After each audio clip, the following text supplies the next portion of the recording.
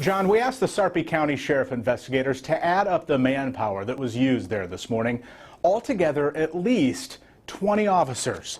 So you had 14 people from the ERU, you had a crisis negotiator, you had 2 people in the high-risk incident team, you had 3 others in various capacities, not to mention the Omaha medics that were there on standby and the state troopers. In the end, it was a big scene that turned out to be a hoax. It was a tense scene for 3 hours Monday morning. Sarpy County Sheriff's Office quickly scrambled the emergency response unit and hostage negotiators. The emergency call first came in to the State Patrol in Lincoln. It was just after 1 a.m. 2 people had been shot and that the person had explosive devices and was threatening any law enforcement that showed up. As many as 20 people in full gear prepared for the worst near 156th and Giles. Investigators considered all sorts of options. No one inside was answering their phone. We even discussed that at the beginning of the call is there a possibility that this is a hoax?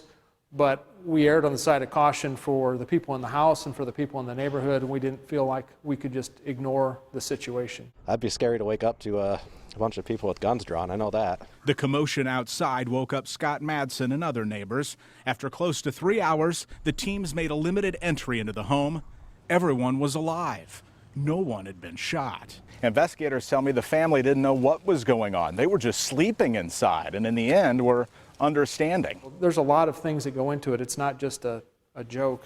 The sheriff and state patrol are now focusing on who made the call. Investigators gave 6 News the conservative estimate that this hoax cost them in the neighborhood of $4,000 in manpower. Outside of the expenditure of the money, it's dangerous for my officers, it's dangerous for those people in the house, it's dangerous for the neighbors around. Sources tell me they ultimately think, John, that they can track where this call originated that led to all of this. And we're talking about potential for serious charges here that could range from terroristic threats to obstruction. In Sarpy County with photographer Jim Hinchek, I'm Brian Mastry, WWT 6 News.